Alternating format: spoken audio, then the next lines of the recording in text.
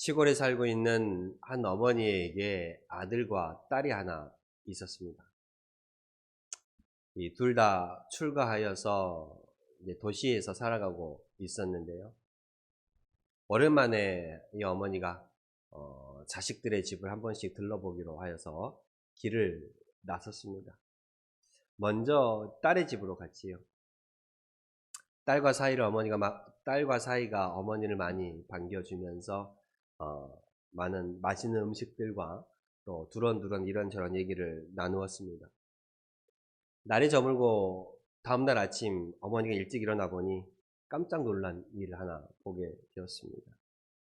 딸은 아직도 방에서 자고 있는데 사위가 일찍 일어나서 혼자서 자기 밥을 다 아침 식사를 차려서 해먹고는 출근을 하는 모습을 보게 되었습니다. 그 모습을 보고 딸을 아껴주는 사위의 모습이 참 대견하게 보였던 어머니였습니다. 그 이후 며칠 있다가 어머니는 다시 아들네 집으로 갑니다. 역시 아들과 며느리가 똑같이 어머니를 반겨주고 또 맛있는 음식을 또 많이 얻어먹고 그 밤 또 두런두런 얘기를 하며 저녁을 보내게 되었습니다. 다음날 아침 이 어머니는 또 한 번 놀라게 됩니다. 그 모습이 무엇이었냐면 아들이 아침 일찍 일어나서 자기 아침밥을 손수 챙겨서 해먹고 출근을 하는 것입니다. 그런데 이 괘씸하게도 며느리는 코빼기도 보이지 않고 여전히 방에서 잠을 자고 있는 모습이었던 것입니다. 몹시도 며느리가 괘씸하게 느껴졌습니다. 여러분은 이야기를 듣고 어떤 생각이 드십니까? 동일한 모습이잖아요. 네, 동일한 모습인데 이 어머니의 반응은 기분은 전혀 달랐습니다. 딸네 집에 갔을 땐 사이가 참 대견해 보였는데 아들네 집에 가니 이 며느리가 참 믿게 보였다는 모습이에요. 같은 모습입니다. 동일한 모습이지만 두 사람을 보는 그 잣대가 다른 것이지요. 왜 그럴까? 사람이 다들 자기 주관적으로만 보고 행동하기 때문에 그렇습니다. 이런 예는 얼마든지 있습니다. 내가 차를 타고 갈 때 횡단보도를 건너는 사람이 늦게 가면 왜 저렇게 늦게 가느냐라고 성질이 납니다. 근데 내가 걸어갈 때는 뒤에서 차가 빵빵거리면 그 운전하는 사람을 욕하기도 하지요. 남이 차를 천천히 몰면 소심하게 운전하고 답답한 사람이라 그러지만 내가 차를 천천히 몰면 안전운전하는 사람이 됩니다. 그렇지요. 남의 자식이 어른에게 대들면 버릇없고 내 자식이 어른에게 대들면 소신과 주관이 또 뚜렷한 아이가 됩니다. 같은 모습이지만 우리는 살아가면서 내가 믿고 내가 바라보는 대로 살아가는 모습이 참 많이 있다라는 것입니다. 그 기준과 잣대가 참 많이 편향되어 있습니다. 오늘 이 모습을 보여주는 또 한 인물이 있습니다. 오늘 우리가 함께 본 이 사울이라는 인물입니다. 이 사울은요, 베냐민 지파 사람으로서 디아스포라 유대인, 즉 유대 땅이 아니라 흩어져 살고 있던 유대인 중에 한 명이었습니다. 이 사울은 다소에서 태어났고요. 태어날 때부터 할아버지로 인해서 이 로마의 시민권을 가지고 태어난 사람이었습니다. 그리고 또한 이 사울은 그리스어와 고대 이 그리스적 학문적 소양을 참 많이 가지고 있었던 사람이었습니다. 또한 사울은 유대 땅에 들어와서 엄격한 바리새파 사람으로서 활동을 했으며 가말리엘 문화생으로서 가말리엘 밑에서 공부를 하기도 하였습니다. 이 가말리엘이라는 사람은 당시에 가장 훌륭한 대랍비였는데 예수님 당시에도 4명밖에 없었던 이 대랍비 중에 한 사람이었다라는 것입니다. 그 중에 가말리엘은 최고로 인정받는 사람이었습니다. 이처럼 사울은 참 학문적으로나 지식적으로나 또한 이런 신분적으로나 상당히 상위층에 속하는 또한 가진 자로서의 사람을 모습을 살아가고 있던 사람이었습니다. 이러한 사울이 다메섹으로 가고 있던 도중에 오늘 예수님을 환상 중에 만나는 그 모습입니다. 이 사울이 유대 땅에서 어떠한 모습으로 살아가고 있었는지를 우리에게 이 본문 1절 말씀이 너무나도 잘 보여주고 있습니다. 사울이 주의 제자들에 대하여 여전히 위협과 살기가 동등하여 라고 말하고 있으며, 등등하여 여전히 위협과 살기로 주의 제자들에 대해서 대하고 있었다라는 말씀입니다. 여전이라는 말은 무슨 말이에요? 과거에도 그러했고 지금도 그렇게 살아가고 있다라는 말이잖아요. 그러니까 이전에도 그렇게 행해왔고 지금도 그렇게 행하고 있다라는 말씀을 여전히라는 표현을 통해서 알 수 있습니다. 사울은요, 여전히라는 이 표현을 통해서 주의 제자들, 즉 예수 믿는 사람들을 박해하고 핍박하는 삶을 살아오고 있었다라는 말이에요.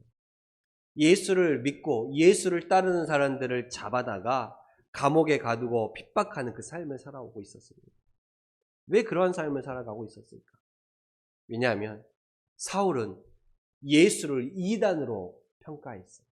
그래서 예수 믿는 사람들 역시도 이단자라고 생각했습니다. 그렇기 때문에 하나님을 위해서 내가 예수와 예수 믿는 자들을 핍박하고 잡아 가두는 것이 하나님을 위한 일이라고 생각했습니다. 왜냐하면 예수와 예수 믿는 자들을 하나님을 따르지 않고 하나님을 거역하는 배반자며 이단자라고 생각했기 때문에 살기가 등등하여 사울은 예수님을 따르는 자들을, 그의 제자들을 핍박했던 사람들입니다. 심지어 이 유다 땅뿐만 아니라 이방 땅에까지, 오늘 여기 본문에 나온 다메섹에까지 가서 예수 믿는 사람들을 잡아오려고 했던 사울입니다. 그런데 이러한 사울의 마음속에도 갈등은 있었습니다. 어떤 갈등이 있었느냐? 주님은 사도행전 22장 10절에 이렇게 말하고 있습니다. 가시체를 뒷발질하기가 내게 고생이라 라고 사울에게 말하고 있습니다. 사울의 마음 가운데 많은 갈등과 번민이 있었다라는 것이지요. 그 갈등과 번민이 무엇이길래 예수님은 사울에 대해서 가시체를 뒷발질하기가 내게 고생이라 그랬습니다. 가시체가 뭐예요? 가시가 달린 나무를 가시체라 그래요. 뒷발질한다는 게 뭔가요? 소들이 뒷발질하는 이유가 뭐예요?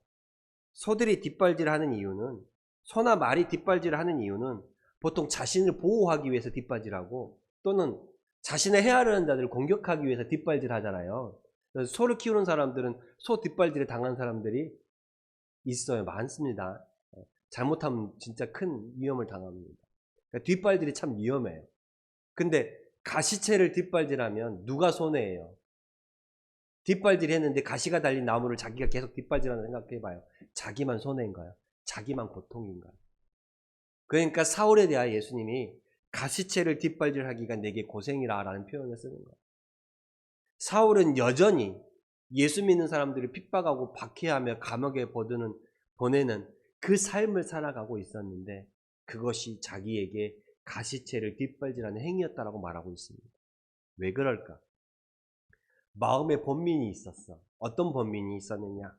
사도행전 6장에 보면 스데반이 유다 사람들에게 돌에 맞아서 죽는 순교하는 장면이 나와요. 그런데 그 장면에서 스데반은 살아계신 예수님에 대해서 증거하고 너희들이 핍박한, 너희들이 죽였던 예수가 하나님의 아들이라 라고 말하면서 얼굴에 광채가 나며 돌에 맞아 죽어가는 가운데에서도 그렇게 하나님을 우러러보는, 하늘을 우러러보는 그 모습을 사울이 보게 돼요. 그 광경에서 사울이 앞장섰던 사람이기도 합니다. 예수 믿는 사람들을 핍박하고 있지만 예수 믿는 사람들이 예수가 살아계신 하나님의 아들이라고 증언하는 것들을 보면서 마음 가운데 번민이 일어나는 거예요. 자기가 한 행동이 혹 잘못된 행동은 아닐까? 내가 하는 행동이 혹 하나님을 위한 일이라고 하지만 하나님을 위하지 않는 일을 하고 있지는 않은가? 정말 예수가 하나님의 아들이지는 않을까? 라는 이러한 번민들이 일어나기 시작하는 거예요. 그러니 그런 번민들을 감추려고 더욱더 예수 믿는 사람들을 핍박하게 되고 더욱더 자기가 옳다라는 것을 주장하기 위해서 내가 가는 그 길이 맞다라는 것을 더욱더 확신을 가지기 위해서 더 사람들을 핍박하고 더 사람들을, 예수 믿는 사람들을 이렇게 위협하고 감옥에 가두는 그 살기가 더욱더 등등하게 됩니다. 마음 가운데 범민이 일어나니 내가 하는 것이 틀리지 않음을 내 스스로 증명하기 위해서 더욱더 그 길을 가는 거예요. 우리도 이런 일이 있을 수 있잖아요. 내가 맞다라는 것을 주장하기 위해서, 내 길이 맞다라는 것을 말하기 위해서 더욱더 강하게 나아가는 경우가 많이 있습니다. 사울이 바로 이러한 모습을 보여주고 있습니다. 여전히 다메섹에까지, 유다 땅에서뿐만 아니라 이방 지역에서도 예수 믿는 사람들을 잡아오기 위해서 오늘 이 본문에서 말하는 것처럼 다메섹에까지 건너가고자 합니다. 그런데 이 다메섹으로 가는 도중에 환상 중에 사울은 예수님을 만나게 됩니다. 환상 중에 예수를 만나게 돼요. 사울이 길을 가다가 다메섹 가까이 이르더니 호련히 하늘로부터 빛이 그를 둘러 비치는지라. 그러면서 하늘에서 소리가 납니다. 사울아 사울아 어찌하여 내가 나를 박해하느냐. 하늘에서 음성이 나요. 왜 나를 핍박하고 나를 박해하느냐는 음성이 들려옵니다. 사울은 그 빛과 음성 가운데 땅에 엎드려져 부르짖습니다. 주여 주여 누구시니까? 주여 주여 누구시니까? 그럴 때 하늘에서 소리가 나죠. 나는 내가 박해하는 예수라. 나는 내가 핍박하는 예수라라고 말합니다.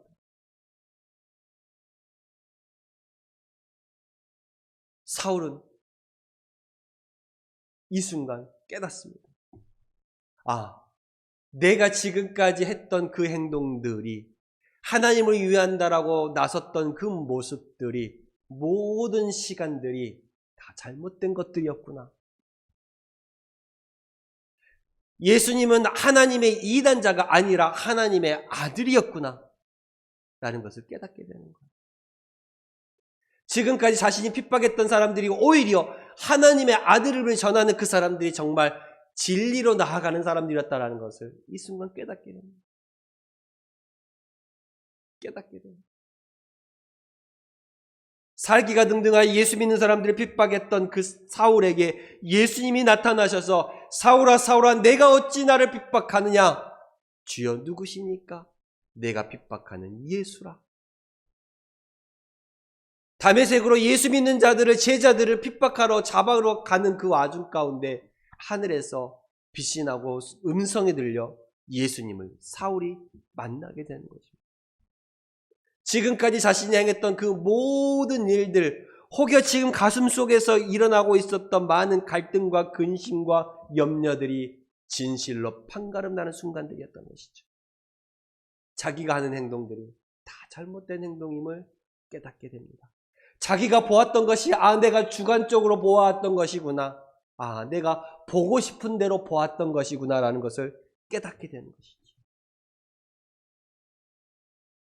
그래서 사울의 눈이 예수님을 만나고 보지 못하게 됩니다. 감겨지게 되지요.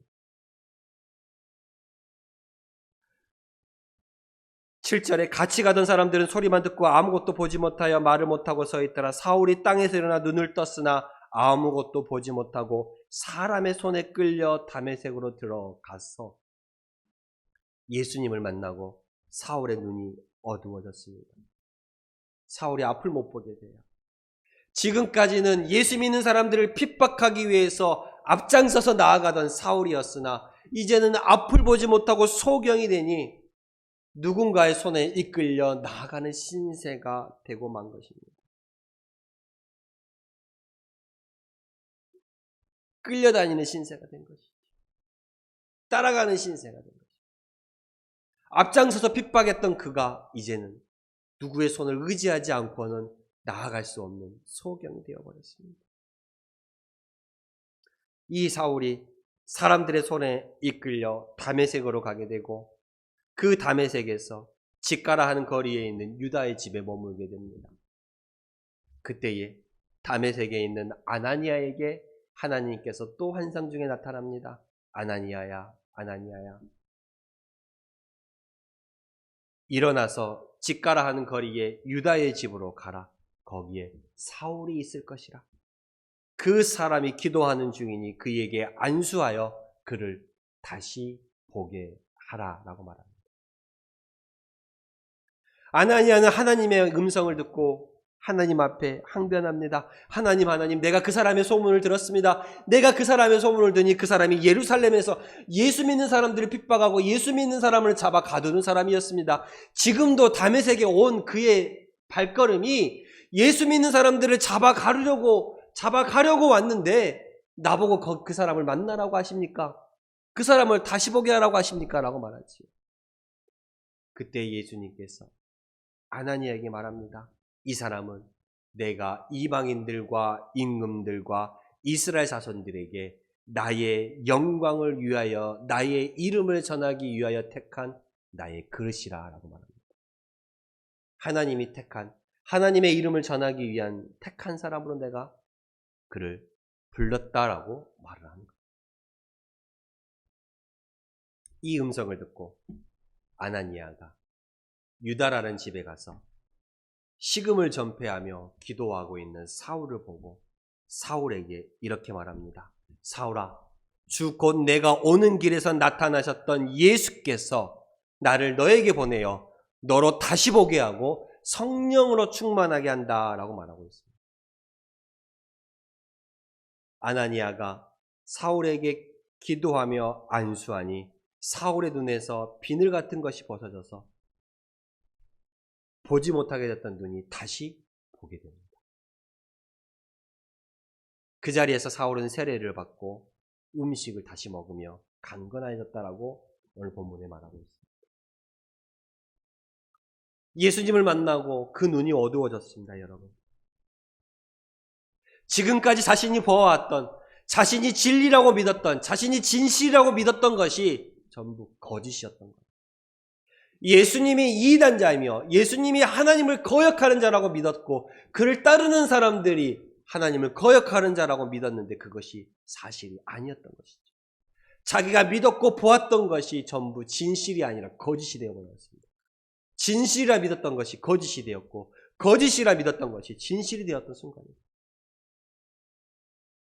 지금까지 보았던 모든 것이 거짓이 되었고 사울의 눈이 닫아지게 됩니다. 그리고 사울이 예수님을 만나고 예수님께서 보내신 아나니아라는 사람을 통해서 다시 눈이 떠지게 됩니다. 이제 사울은 다시 보게 되었습니다. 여러분, 이 다시 보게 된다는 거예요. 사울이 이 눈이 감겨졌다가 이 눈이 다시 떠지는 육신적으로 이 시신경이 다시 살아나서 눈이 다시 보게 되는 그 다시 본만 있을까요? 아니지요. 사울은 영적으로도 이제 예수님에 대해서 다시 보게 되었습니다. 그렇지요.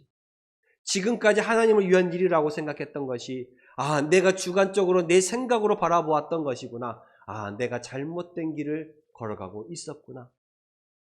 자신의 삶을 다시 보게 되었고 자신의 영적으로도 사울은 다시 보게 되었습니다. 예수님이 진정 하나님의 아들이셨구나. 예수님이 하나님의 아들이셨구나.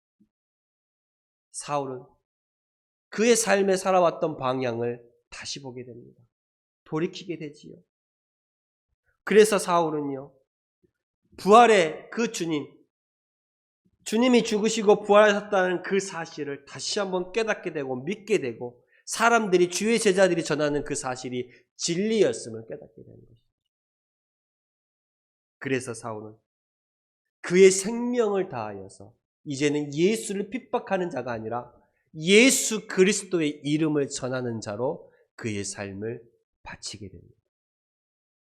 지금까지의 삶은 학식이 있고 많은 것을 가졌으며 누리고 살았던 그 사울이 예수님을 핍박하며 예수 믿는 자들을 잡아 가두는 그 일에 앞장서며 자신의 삶을 투자했다라면 이제는 예수라는 이름을 전하기 위해서 자신의 모든 것들을 내어버리며 심지어 이 생명까지도 내어버리는 사울의 모습, 즉 이름까지 바꾸어 바울이 됩니다.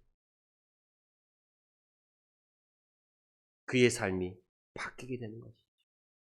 주께서 너를 다시 보게 하신다. 아나니아가 사울에게 했던 말입니다. 지금까지 우리의 삶에 진리라고 믿었던 것이 거짓이 되며 거짓이라 믿었던 것이 진리가 되어갑니다. 예수님이 이단이라고 평가했던 사울이 이제는 예수님이 참 하나님의 아들임을 깨닫게 됩니다. 그의 삶의 방향과 모습과 그의 모든 것들이 이제는 예수에게로 초점이 맞춰지게 됩니다. 여러분들도 오늘 이 말씀을 통해서 사울이 그랬던 것처럼 우리도 육신적으로 영적으로도 다시 볼 수 있는 자들이 되기를 소망합니다. 여러분의 삶 속에 하나님을 위한 일이라고 했던 것들이 어쩌면 내가 하나님을 영광을 가리우는 일이 되지는 않았는지 한번 생각해 보시면서 진정으로 내가 하나님께서 기뻐하시는 모습으로 다시 나아갈 수 있는 자들이 되기를 소망합니다. 오늘 이 사울이 그랬던 것처럼 우리도 영적인 그 눈이 띄어져서 다시 보게 되었습니다. 우리의 삶 속에 정말 예수 그리스도라는 그 이름을 붙잡고 살아가십시오. 소두에 말씀드렸던 것처럼 이제는 주관적으로 나를 바라보며 내가 중심이 된 삶이 아니라 내가 판단의 기준이 되는 삶이 아니라 내가 판단의 기준이 되면요 똑같은 상황이지만 다르게 보이는 거예요. 이 어머니가 아들과 딸의 집에 가서 다른 방향을 보였던 것처럼 사울이 지금까지 진리라고 믿었던 것이 거짓이었던 것처럼 판단의 기준이 자기가 되면 이렇게 잘못된 방향으로 나아갈 수 있다는 거예요. 우리도 이제는 그 판단의 기준을 이 말씀에 두고 예수 그리스도 그분을 나의 삶의 판단의 기준으로 두고 바라볼 수 있는 우리 성도님들이 다 되시길 바랍니다. 이제는 다시 봅시다. 정말로 내가 알지 못했던, 믿지 못했던 이 예수가 진실로 하나님의 아들이었구나 라는 것을 깨달으시면서 여러분의 삶의 방향을 올 한 해 다시 한번 바꿔갈 수 있기를 소망합니다. 기도하겠습니다.